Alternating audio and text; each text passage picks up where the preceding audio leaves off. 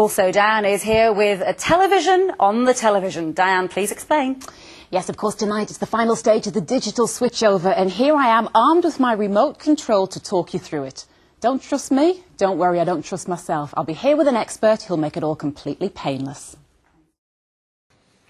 Now, from midnight tonight, the digital switchover will enter into its final stage. Phew. Like a long-running television saga, the analogue signal, which has been programmed to us all, will come to an end. In its place, a digital age. The transmitter up on Winter Hill is the venue for the big switchover, and Diane has been up there to see for herself what's involved. But she is back with us now to tell us a bit more. Diane. Well, tomorrow, as Gordon says, is a historic day in broadcasting because that Winter Hill transmitter, it is a massive regional landmark. Of course, it's played its part in TV history, from bringing us colour TV, the early days of BBC Two, then Channel 4 and Channel 5. But to the staff who worked there over the years, it was simply a great place to work. If it has to be said, a unique one. New BBC Two transmitters open today, so we begin by welcoming everyone who hasn't been with us before to Late Night Lineup. Winter Hill, the transmitter, has been broadcasting programmes to the northwest throughout the 60s and 70s, right through to the present day. And during that time, the transmitter has hardly ever failed. In those early days, it was people like these who kept your TV on air at all costs. And so on the eve of the switchover, we got Bill Learmonth, senior engineer, Doreen Tatlock, station clerk and all-round Jill of all trades, and the all-important station cook, Marion Ison, who whipped up 3 meals a day plus snacks, back together to reminisce. But what surprised me was you even worked on Christmas Day. I did, yes, There wasn't many in. I think there was only 2 engineers in, and a driver and me. So it was quite easy, really. And did you do the full Christmas dinner for them? Well, no, I didn't, because the wives told me that I had to do a Christmas dinner. Because one would be waiting for them when they got home, you see. So I was warned off that. That huge mast, which is 1,500 feet tall, was erected in 1965, a huge feat of civil engineering at the time. Well, Doreen, I'm going to take you back, what, 18, 19 years? 18. This was your office? Yes. Go on, get back and sit in your chair. I haven't got to do any work, have I? No, you don't. You've skied up. Yes, yes. It was very hard work going uphill on Langloafing, as they call it.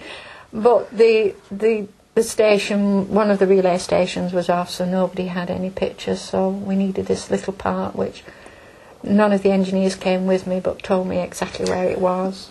And the snowdrift was, you know, it used to come under the canopy here, and you could only get round the side of the garage, and everything else was snow, so we managed to get in.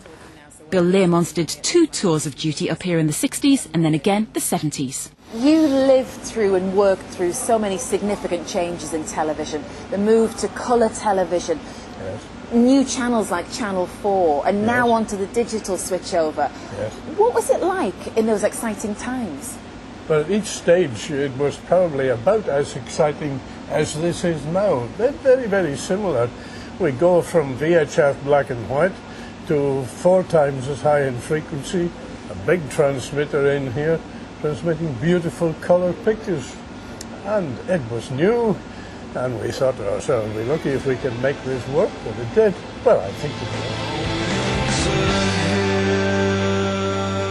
This small outpost on the top of Winter Hill has seen history made several times. But it's thanks to the likes of Bill, Marion and Doreen and the staff who currently work here that we have the television service that we sometimes take for granted.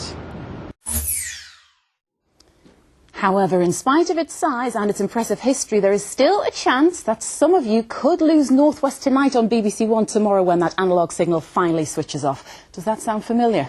Well, if you're watching us on Freeview, BT Vision or Top Up TV, you might find you're getting your news from Wales or the Midlands instead. So what on earth can we do about that? Well, John Askew is from Digital UK. It does sound familiar, John. What's the worst case scenario for people first thing tomorrow morning? It does. I think the first thing we should say, some people may have no television at all. I don't want them to worry about that. It may be that they're watching one of the local relay transmitters and it hasn't come back on. We expect Winter Hill to come back on perhaps at 6 o'clock in the morning, maybe even before that. But then all the relay transmitters need to be worked on as well, and they may not come back on until later in the day. So don't panic if you haven't got any TV. But if you're not watching North West tonight, by this time tomorrow night, then you need to give us a ring to let us know, because we can probably help you with that. OK, well, can you help me with this? Because I want to be sure that tomorrow I can watch North West Tonight on BBC One. And that's been a problem for people finding it, hasn't it? It has. How do you do it? Well, we know that lots of people find retuning difficult, but it's really not difficult. Press the menu button, and you should hopefully get a menu appear on the screen. There it is. Go.